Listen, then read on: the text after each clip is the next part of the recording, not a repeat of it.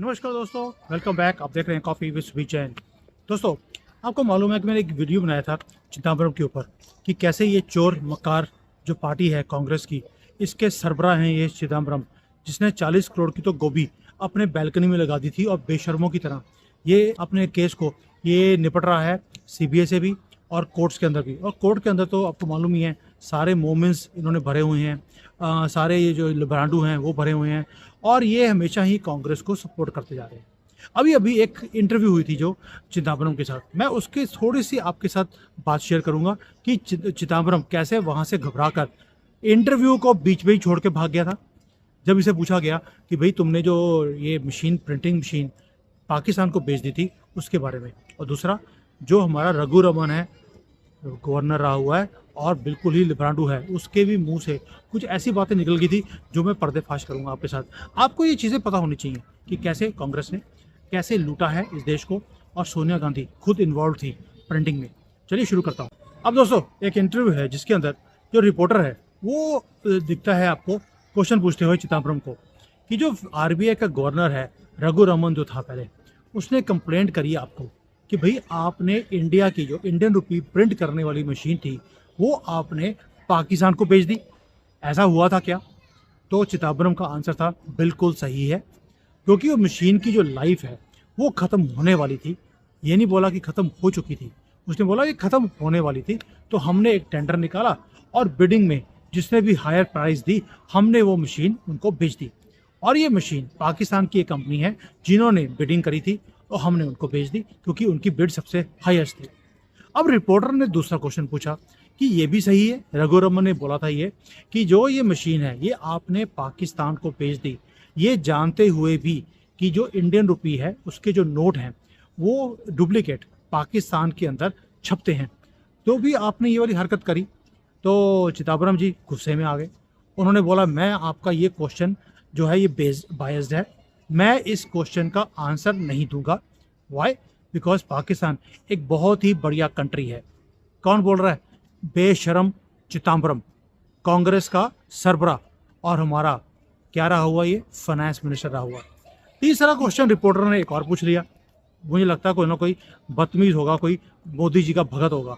उसने पूछ लिया कि भाई जब रिजर्व बैंक ने ये बोला है कि ये नोटबंदी के बाद 99% जो नोट हैं 500 के और 1000 के ये बैंकों के अंदर वापस आ चुके हैं, और आप ये बोल रहे हो कि अगर, वैसे तो कभी होगा नहीं, अगर कांग्रेस पावर में आएगी तो जो पुराने नोट हैं हम उसे दोबारा से मान्यता दे देंगे, यानी कि वो दोबारा से वैलिड होने शुरू हो जाएंगे।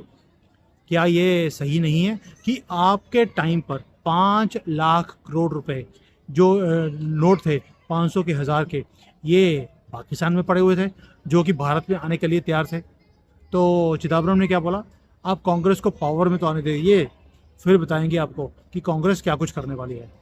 और उसके बाद कुर्सी से हटे और वो भाग गए, जैसे कि ब्रांडों की और कांग्रेसों की पुरानी आदत है, ये भाग ही जाते हैं।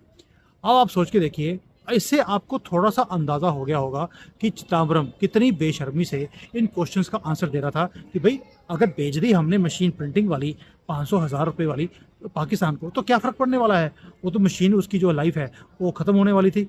और 5 लाख करोड़ रुपया वहाँ पे पड़ा हुआ था प्रिंट करके, जो कि इन्होंने पाकिस्तान को दिया हुआ था कि आप भी यूज़ करो और हमें तो भेजते रहो, क्योंकि सोनिया गांधी के शौक भी तो आपको मालूम है ना, पोल डांसर रही है, तो टिप टॉप रहने के लिए अभी उसकी जो कैंसर हुआ था 1800 करोड़ रुपए भारत की सरकार ने खर्चे हैं। और ऐसा कौन सा तुम्हारे कैंसर हो गया जो 1800 करोड़ रुपए लग गए और अभी भी ठीक नहीं हो रहा? अब ये तो हो गया आपको चिदम्बरम का, मैंने आपको बता दिया। अब दूसरा पहलू, उसके ऊपर बात करते हैं रघु रमन की। अब ये रघु रमन जो राजन है आजकल बड़ा घूम रहा है पप्पू के साथ, जब भी उसकी भारत तोड़ा यात्रा होती है।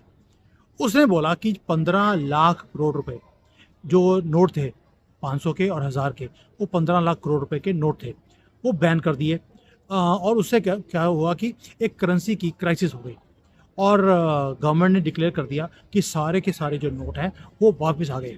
बट रियलिटी में 15 लाख करोड़ में से 10 लाख करोड़ ही वापस आए थे, 5 लाख करोड़ रुपया वापस नहीं आया था। और ये गवर्नमेंट ने झूठ क्यों बोला? ये झूठ इसलिए बोला था कि जो बाकी का 5 लाख करोड़ रुपया है उसके ऊपर ट्रैक रखने के लिए कि ये पैसा किसके पास है और ये सामने क्यों नहीं आया। तो अब देखने वाला ये होगा कि अब गवर्नमेंट की अगली मूव क्या होगी, प्लस जिसके पास ये 5 लाख करोड़ पड़े हैं उनकी मूव अगली क्या होगी।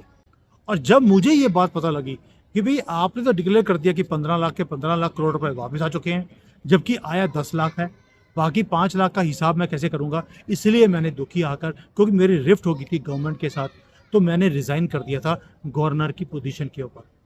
और मुझे पता लगा बाद में कि ये जो बाकी का पैसा है ये कहाँ पड़ा है, और अगर कांग्रेस दोबारा से सत्ता में आएगी वो ये 5 लाख करोड़ रुपए को दोबारा से वैलिड कर देगी और ये सारे पैसे वो यूज़ करने वाले हैं। और यही नहीं है, रघु रमन ने और भी बताया है कि जो पाकिस्तान के मिलिटेंट्स हैं उन्होंने ये मशीन को भारत से लिया था, नासिक से, जो हमारी प्रिंटिंग की मशीन थी, और जो तब यूनियन मिनिस्टर थे पी चिदम्बरम, उन्होंने दी थी ये मशीन उग्रवादियों को पाकिस्तान के। और इस मशीन को बेचने के लिए चिदम्बरम को 10 करोड़ रुपए इनाम भी मिले थे पाकिस्तान से कि आपने बहुत बढ़िया काम किया, मशीन बेच दी। और ये जो चिदम्बरम है इसे लगता था कि भाई ये 10-20-50 लाख रुपए करोड़ रुपए की मशीन है, मुझे उसके पर्सनली 10 करोड़ मिल रहे हैं मरी हुई चीज़ के, क्या फ़र्क पड़ता है अगर वो थोड़े से हमारे 500,000 रुपए के नोट पाकिस्तान वाले प्रिंट कर भी लेंगे तो।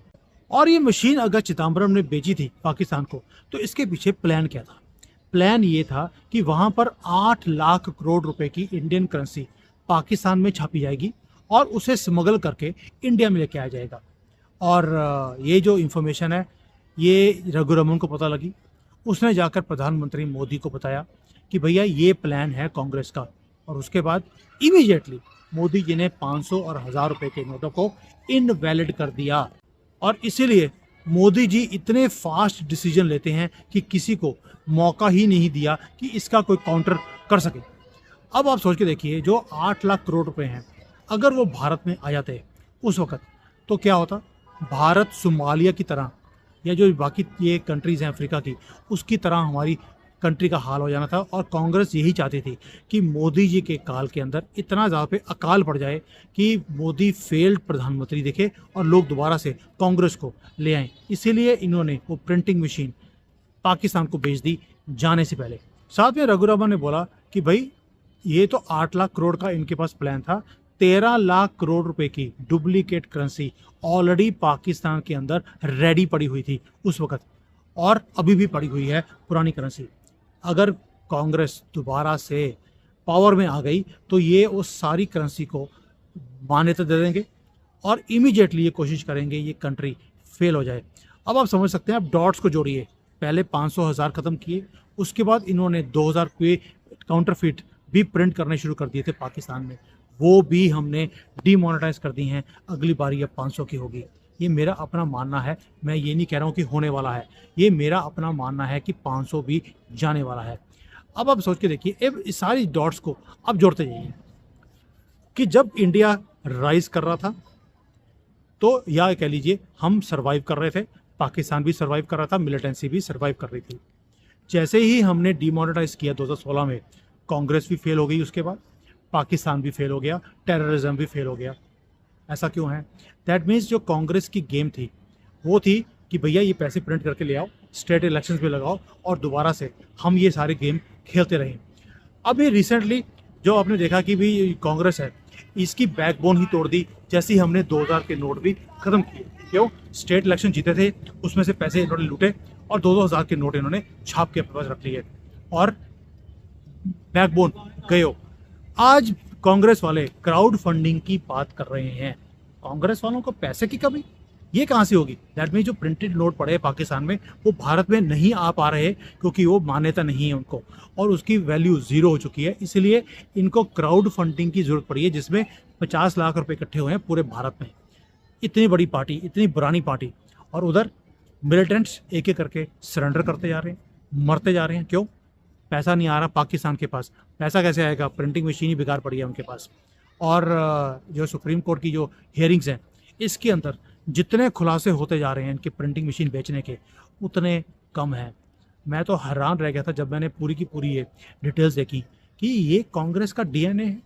कि भाई भारत को फेल करना है, बल्कि मोदी को फेल करना है, एक फेल्ड प्रधानमंत्री दिखाना है, उसके लिए प्रिंटिंग मशीन वहाँ दे दी उनको और वहाँ से प्रिंट करवा के आप नोट लेके आ रहे हो ताकि यहाँ पर जो हमारी इकोनॉमी है उसका भट्टा बैठ जाए, हम दोबारा से उठ ही ना पाएँ। ये है कांग्रेस का डीएनए। दोस्तों इसके बाद भी अगर आप, जो ये सोया हुआ हिंदू है, अगर इसके बाद भी आप कांग्रेस को सपोर्ट करते हैं तो आपका अल्लाह ही मालिक है, अब राम भी आपका कुछ नहीं कर सकता। जय हिंद, वंदे मातरम, और हम सनातनी जय श्री राम कभी भूलेंगे नहीं। Hi there. If you liked the video, please don't forget to smash the like button, subscribe to our channel, and activate the bell icon so that you receive all notifications whenever we upload a new video. Thanks for watching.